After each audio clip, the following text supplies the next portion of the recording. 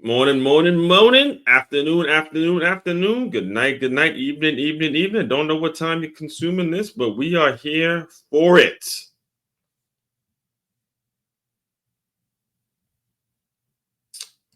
Just get it shared out real quick on Facebook, and then we'll go from there.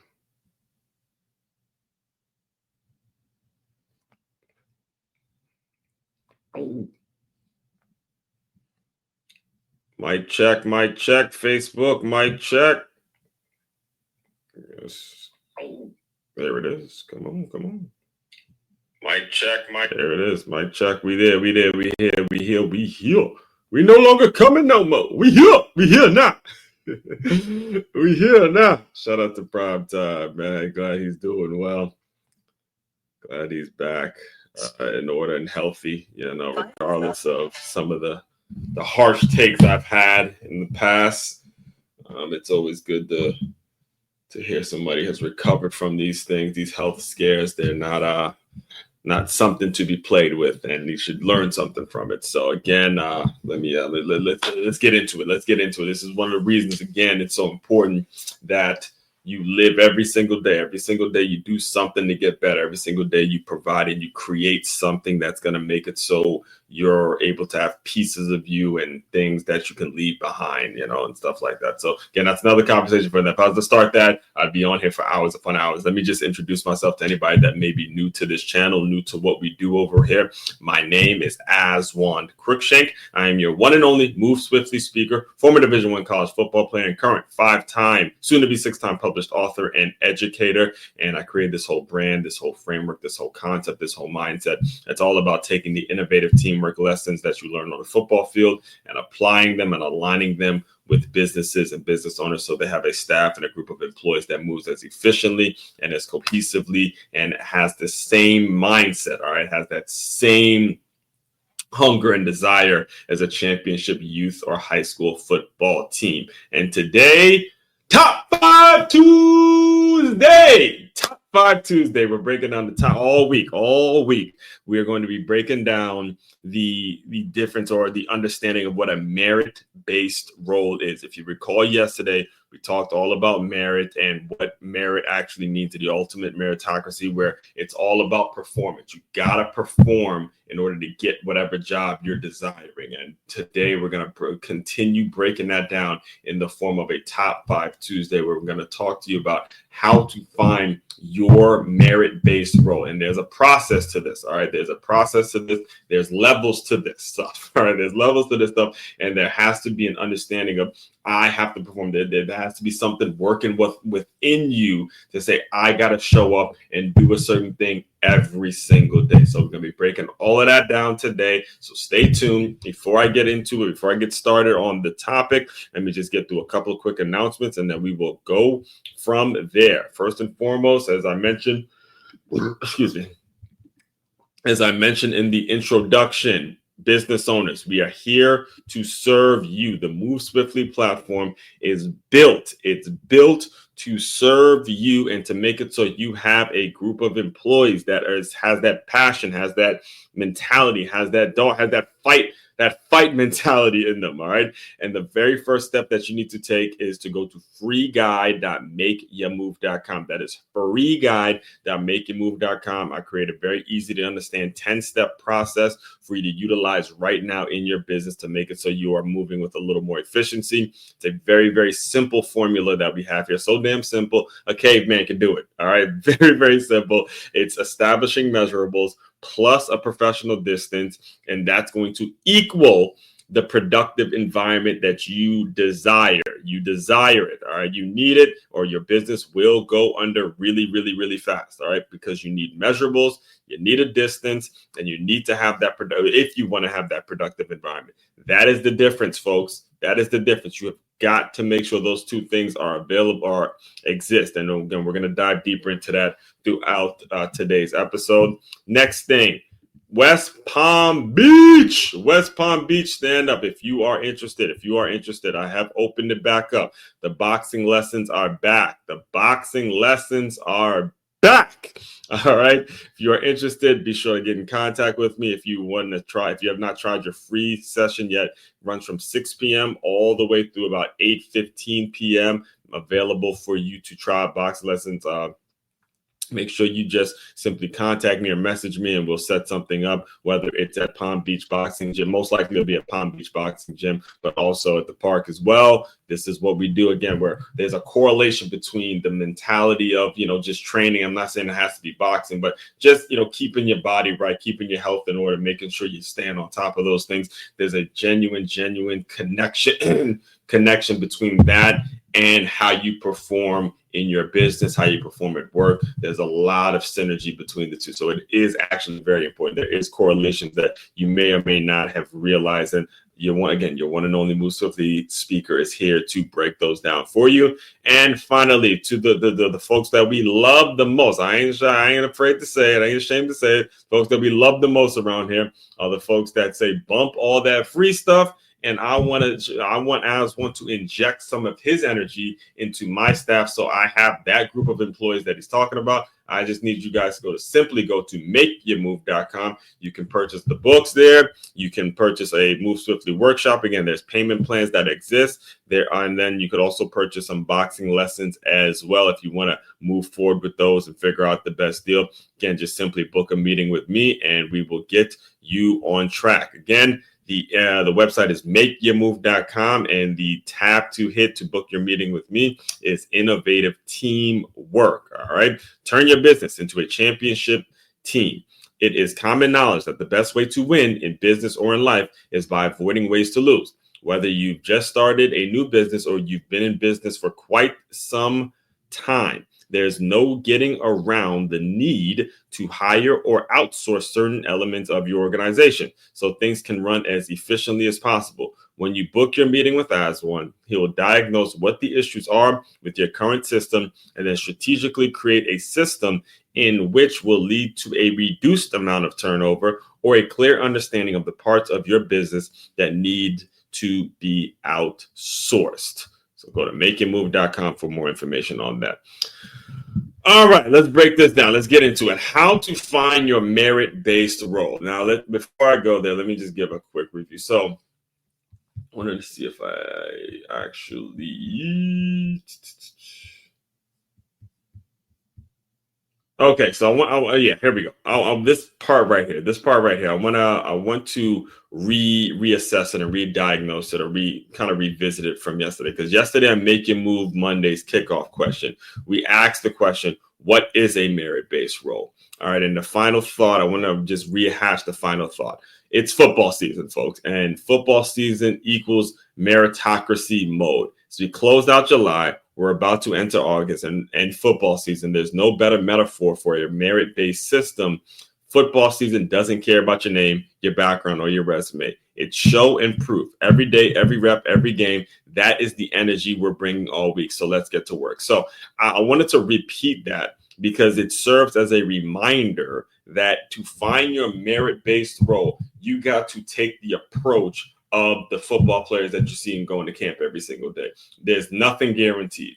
Everything is open. All right, everything. And when I say everything is open, even the people that you see on TV signing major deals and stuff like everything is open because, again, it's quite possibly very high possibility that guys go down. You need guys to step up in certain positions, a certain set of circumstances. Guys have got to always be ready and they need to be good enough. So they need to be tested. All right. So finding your merit-based role, first of all, it starts with something within. It has to come from a desire within. And the question I want you guys thinking about as we go through today's article is, what is burning on the inside? What is the thing? What is something that you have yet to accomplish, that you've been striving, you've been busting your ass for years upon years, that you kind of kept quiet, or you are working your ass off towards getting? What is the thing that has kind of gotten lost? And are you actually putting things in place and doing things that are going to make it so you have an opportunity to prove yourself? Because that's all it's really going to be about. You're just going to get an opportunity. That's the only thing that you can really get to. The only thing that's possibly guaranteed to you is an opportunity. Now, not saying that that's a bad thing, all right? The opportunity comes from those who prepare for it and they're ready for it. You got to be ready for the opportunity to step into the role in which you were destined for. All right. That comes from within. That comes from a burning desire. So today I'm going to walk you through an example, probably one of the best examples I can give in my own life in terms of what a merit-based role is, how I was able to find a role on this football. As you guys can see here, I played for Stony Brook University. It was my senior year, and I was a walk-on. There was a walk-on there. I came from a Division II school, and it was very easy for me to just pack it up and not go back and play because I had just torn my ACL, and there was all sorts of reasons for me to quit. But there was a term that the coach threw at me before it was after my freshman year of college. The coach that threw at me that really got me thinking and really lit a fire up under me. You can't burn. It's not going to ever burn. It's not going to ever go out because I actually accomplished it at the age in which I was able to accomplish. I was 19 years old, and I was able to accomplish something that I had been striving for the past 2 years from when I was 17, right? So 2 years of straight grinding and going through this, and going to Carson Newman, tearing my ACL, and coming back, working at a gym, and continuing to have that flame lit is what allowed me to say, hey, let's go get it. So when you finally get there, you realize now it becomes a lifestyle. So all that being said, I'm going to read directly from the article. And as usual, I will be chiming in based on, some of the things I read to re-emphasize certain points. Be sure, like the reason I say I'm a 5-time, soon to be 6-time published author is because these articles are going to be in a book. It's going to be the new book that'll be available for pre-orders maybe in about a month and a half, around 2 months, no longer than 2 or 3 months, probably somewhere around, I'd say, October-ish time. It should be ready for pre-order as football season's right in the heart. We're in the heart of football season and stuff like that. I'll be announcing the pre-orders and stuff like that. But the people who follow me on Medium, you will be getting a discount on the book. And because a lot of the articles that I write here on Medium are going to be in the book as well. There's a subtle there's a realness when you actually sit down and you have a book and you read it and you're able to highlight it versus reading something online. This is something I know from experience. All right. So again, it's medium.com @MoveSwiftly44. All right. So here it is. Top 5 Tuesday. This week's Top 5 Tuesday is personal. We are unpacking how to find your merit-based role. And before I dive into the list, let me tell you exactly where I first heard the word merit. I was 19 years old, sitting out a season of football for the first time since I was 7 years old. I had just torn my ACL and was trying to recover both mentally and physically while chasing what felt like a long shot dream, playing Division I football. I had built a connection with one of the coaches at Stony Brook University, an FCS program in Long Island, New York, my dream school. Every so often, I call him to check in, ask for updates, and see what I needed to do to earn my shot. During one call, he hit me with something that changed my life. If your grades are all C or better, I can go ahead and say this guy got in on his own merit. All right. I can go. Let me reread that. If your grades are C or better, I can go to the head coach, and because I'm living through these situations, so sometimes So if your grades are all C or better, I can go to the head coach and say this guy got in on his own merit. This was the first time I heard the word merit, and I've never forgotten it since. Let's break down the top 5 ways to find your own merit-based role. All right. So let me break that down a little bit because I know it was kind of fuzzy as I read it because I was reliving the situation. It's crazy. I mean, that's the power of writing though, when you actually are reliving a conversation that you had over the phone 10 years ago, well over 10 years ago. But anyway, so yeah, I was wanting to go to Stony Brook out of high school, but my grades weren't good enough and I wasn't athletically I was Division II, Division III athletically. The reason that I even had a chance to meet them is because the high school I went to was such a powerhouse high school that produced so many Division I players that they were always looking to recruit guys from good counsel. So we got a lot of FCS and Division I coaches just coming in, trying to build up their brand and, just get with some good counsel guys, hardworking, good counsel guys like me. Again, I'll tell you, I was a Division III, Division II athletically, but my work ethic made it so FCS programs were interested in me. It's just my grades weren't where they needed to be, right? So anyway, long story short, I had to go to D2 out of high school. And then I get to this D2 program, not really feeling it, but went back for my second semester, and I thought it would get better, but then I tore my ACL, surgery, knee surgery, the whole thing. So it was just time for me to get a fresh start. And even before I tore my ACL, I had called Stony Brook and gotten my release papers and sent it to them because I was thinking I wanted to transfer to Stony Brook, being that it was more in the Northeast area. I wanted to be in New York, seeing that I had a lot of family that lives in New York and stuff like that. And it was more feeling like home and stuff instead of East Jefferson City, Tennessee. So it was a 2-year process between my senior year, 3-year process that before I actually got it, but it's a 2-year process between the moment I met Coach Golf and that moment that he actually told me that. So my senior year and then my freshman year in college. And then I end up that my sophomore year going to a community college and rehabbing my knee and getting, working, but also being a student at a community college. And that's when when I called him and he goes, look, your grades got to be C or better and we can get in on his own merit. So it wasn't a matter of, is he going to earn a scholarship or anything like that? He got into the school on his own. I got into Stony Brook academically, and then he was able to take my film and everything I was doing and say, hey, coach, this guy's already in the school on his own merit. So he doesn't need us to give him a scholarship or anything like that. He's going to come in, walk on, bust his ass, and do what he has to do. And I did end up earning a spot on the travel squad. So that's kind of it in a nutshell. And when he threw the term merit, his own merit, that has trickled down in every point of my life, in every single place, every single thing that I've done. It's been about actually being good enough and performing and showing that you're good enough on a day-to-day basis. It cannot be you're just performing when it's convenient. You can't get in the habit of saying, okay, I'm going to be deserving of whatever promotion I want and not be in the habit of performing on a day-to-day basis. That is the issue that a lot of folks run into. So number one, how does it happen? How do you find this merit-based role, right?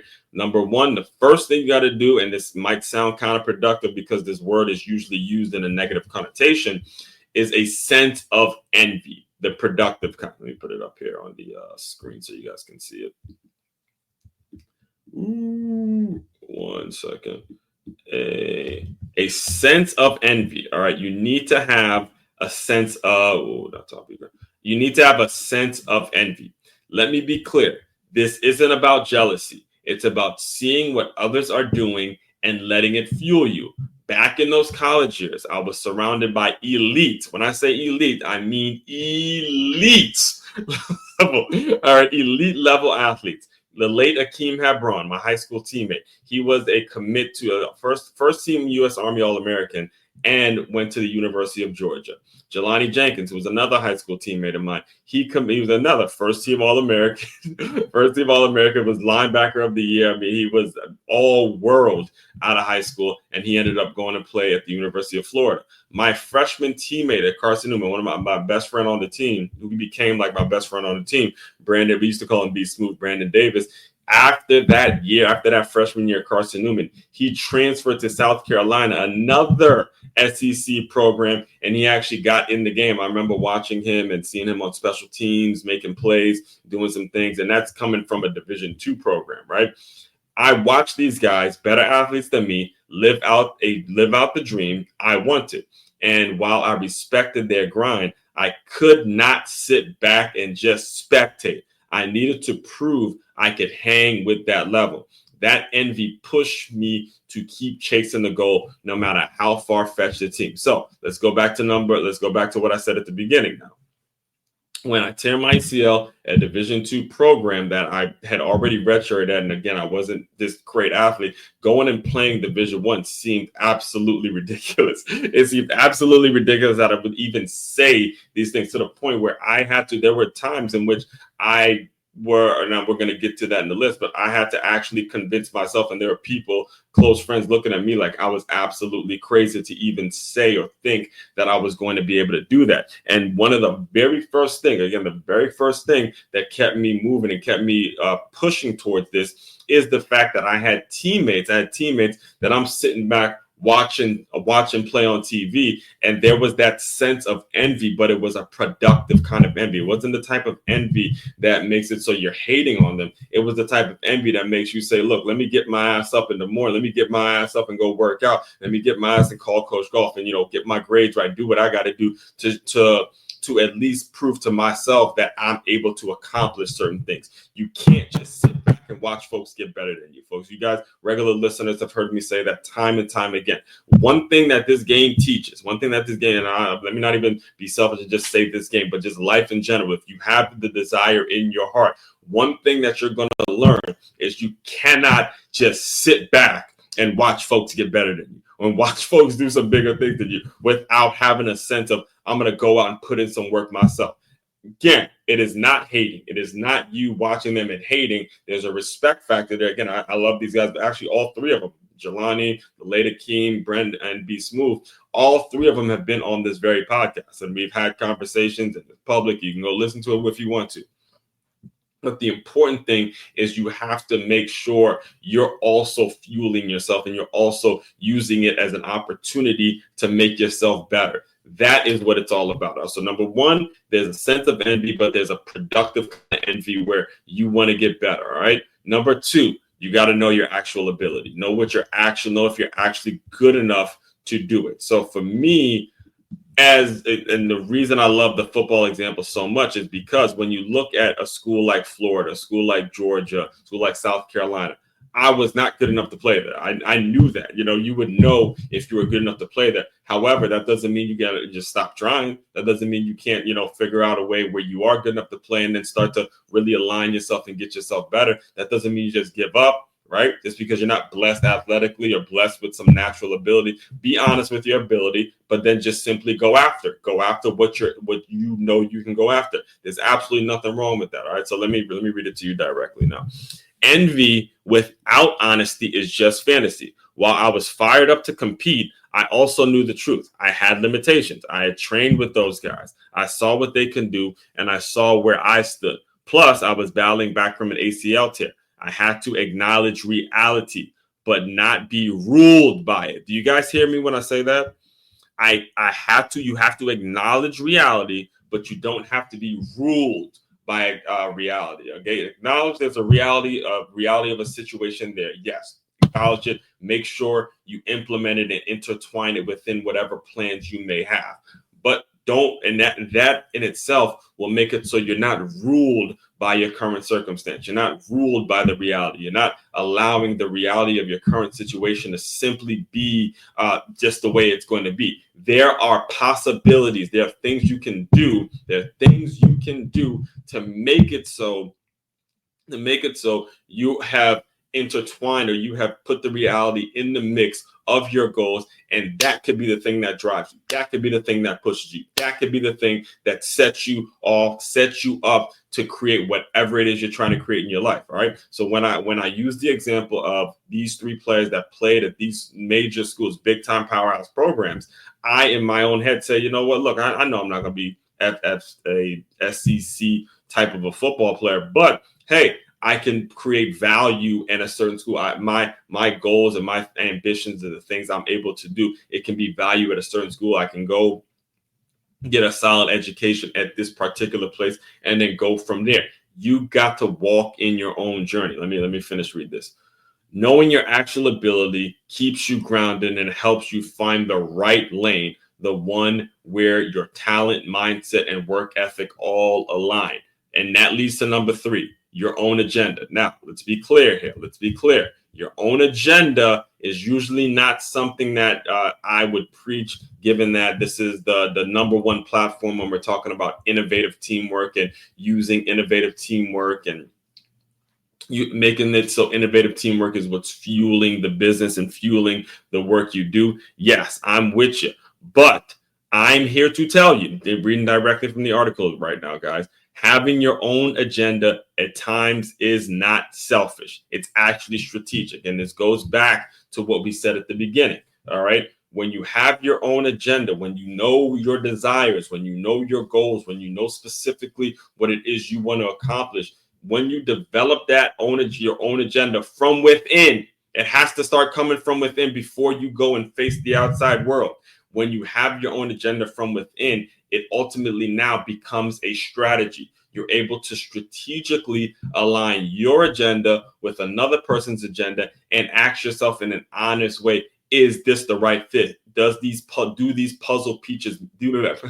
Oh, it's a tongue twister. Let me get some water real quick.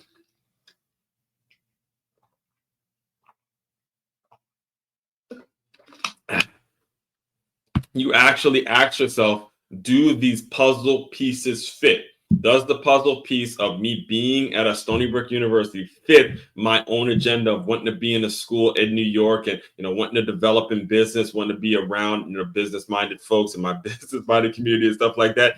Absolutely did. As I grew up and I realized, hey, sports, fitness, education, that's kind of my thing. Being in South Florida, where sports and fitness and being in shape year round, growing up in a Caribbean household and the amount of schools and education opportunities right here in Florida, does it fit? Do I have my own agenda? And is that strategically fitting in with what somebody else is doing, what somebody else's vision is for whatever their business is?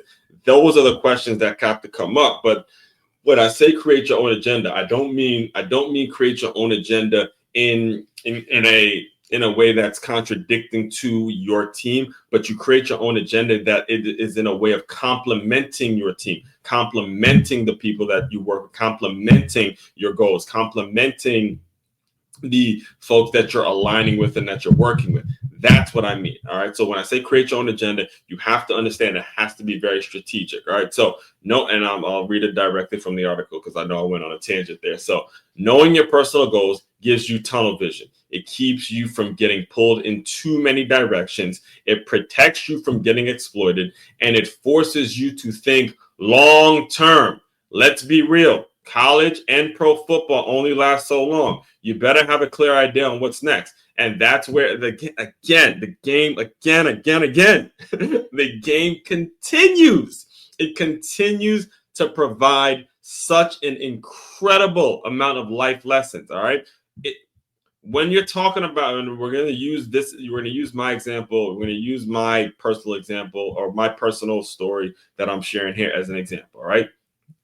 Talking about whether it's a Georgia or Florida, so it doesn't matter where you're playing your college football or where you're playing your NFL football. It will end very, very soon. It will end while you're still a very young man. All right. So you need to be thinking about what's going to happen next and what are you taking away from the game? What are you taking away from the situation that's going to allow you to become a better human being and make better decisions based on who you put around in your circle? Those are the things that you need to be asking. Those are the questions that need to be applied to your own life. All right. So your own agenda, having your own agenda, it becomes a very, very strategic thing. Now, another good one.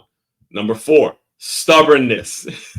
you gotta have it, man. You gotta have it. It may not seem like a positive thing, and many times it isn't always positive. All right, being a stubborn human being in general isn't always a positive thing. I don't say it with a sense of just always be stubborn, always be bullheaded, always be the person that doesn't listen to shit anybody else says. But some stubbornness actually can be beneficial to you if you have aligned 1 through 3. And we're gonna get to 5 in a second. But number 4, you gotta have a little bit of the stubbornness in you. Gotta have a little bit of that just fuck you. I don't want to hear that bullshit right now. I got to have a mental strength within me that is going to make it so this dream comes true. Let me read it for you directly. So when I was rehabbing my knee, the majority of people told me the dream was over. You should get into coaching as one. You'll never play again as one. Be realistic as one. Even my own father, he implied that it might be time to hang him up. I wasn't hearing it. I was stubborn enough to believe that my football journey deserved a better ending. Stubborn enough to block out the noise that kept going. And that same stubbornness, it is what built this brand, this book, this platform. All right. The stubbornness in many times allows you to really branch off and become your own adult and become your own human being. I think about it every single day. And just so we're clear now, my father was not coming from a place of anger. He wasn't coming from a bad place when he mentioned, hey, it might be time to hang him up and stuff like that. He actually told me in a very delicate way because, again, I just torn my ACL. Me and him were literally in the hospital at the same time. He had just transplanted his kidney. I tore my ACL, and it was a lot of things going on that year as I transitioned from high school to college and all that kind of stuff. So he kind of delicately looked at me and said, hey, if the knee isn't right and it doesn't come back the way it's supposed to or the way you want it to come back to, might be time to hang him up, son. Hell no, I was not hanging him up. Was that, again, I have a lot of the people that I played with that I was watching on TV during that time to thank to make sure, hey, look, man, I don't have bullshit. Go play. Go do what you got to do. And it's that stubbornness that allows you to continue to work out. Now, again, you need 1 through 3. You need to be realistic. You need to make sure you're doing things that are healthy and conducive to your development. And you're getting better, but you can't just let somebody tell you, no matter how close they are with you, no matter how much you love them. Again, my father, loving man, great, all that good stuff. But you cannot just allow people. It's like one of my favorite Rocky scenes. I have a lot of them, but he was remember that scene he was talking to us. And you let people stick a finger in your face and tell you you're no good. When the world got hard, you started looking for places to hide and all that shit, right? You have to have the stubbornness to keep going when the world tells you to be realistic and tells you to just give up on whatever goal it is you may or may not have. And then it leads me to number 5, confidence, not cockiness. There's a difference, all right? Confidence and cockiness, 2 completely different things. Confidence, when you combine productive envy, self-awareness, personal goals, and unshakable persistence, you get one thing: confidence, not cockiness. Cockiness is the fake assertiveness, a mask for someone who can't perform outside of their comfort zone. Confidence is earned through effort. It is the byproduct of being battle tested. Confidence is what took a kid fighting to stay on a college roster and turned him into a multi-published author, speaker, and business owner. Google Aswan Cruikshank if you're new here. Go ahead and Google that name if you want to know. It's the confidence, folks. It is not about the cockiness. It's not about only performing and only doing things when it seems right, when it's easy. It's about taking 1 through 4. Okay, we're gonna go 1 through 4 here because I see I'm kind of running low. I'm gonna close you guys out soon. But that sense of envy that's productive, that knowing being honest about your actual ability, having your own agenda before you start connecting with other folks, having a bit of stubbornness to you, all of those things is going to lead to confidence because you're going to see little results along the way. I'll give you an example. As I was going through that year of a torn ACL, I was blessed enough to be working at a gym in which I had access to all the equipment to rehab my knee and do whatever it is I need to do. There was something, shout out to my boy Omar. There was something called box jumps. All right. So box jumps, you take a box that's, like about right here, and you just vert and you're jumping on it. So when he first put the box jumps up, I was like, no way. No, I just had surgery less than a year ago on my knee. I was incredibly scared to even think about doing it. And then, hey, I jumped, I did it. And that confidence over time, because again, I'm thinking to myself of all the people that were telling me it's time to give it up. It's time to quit. It's time to do this. It's time to go look at other things aside from football. And just doing one box jump after a torn ACL, Oh, you couldn't tell me shit. You couldn't tell me shit because at this point, you know you're getting better. At this point, you knew where you were a couple months ago, and that rehab process, that persistence, that mindset, that consistency, that over time taking those small wins, just doing box jumps in itself, that led to the confidence to say, keep going. All right. So final thought. This is what a meritocracy looks like. As we roll into Wednesday, we'll be diving into the wild world of college football recruiting, because there's no better metaphor for a true merit-based system. You want to find your own lane. You want to get chosen before you even ask. Start by showing up with proof, not a pitch. See you tomorrow on Wintrepreneur Wednesday. Just so we're recapping here, just a quick little recap. You have to show up with the proof that you're able to do whatever it is you're saying you want to do, because talk is cheap. Talk is cheap. A lot of people do a whole lot of motherfucking talking. All right. You can't be showing up with all the talking. Talking stops. At some point, talking stops, and you got to show the proof that you're actually good enough to do whatever it is you say you want to do. So all that being said, again, if you are a business owner tuned into this and you have not yet, or you're interested in a employee development workshop, be sure to go to makeyourmove.com. That is MakeYamove.com. One-stop shop for your teamwork and your self-development needs. As one Crookshank, your one and only Move Swiftly speaker checking out. You guys continue to move swiftly. We will talk more soon.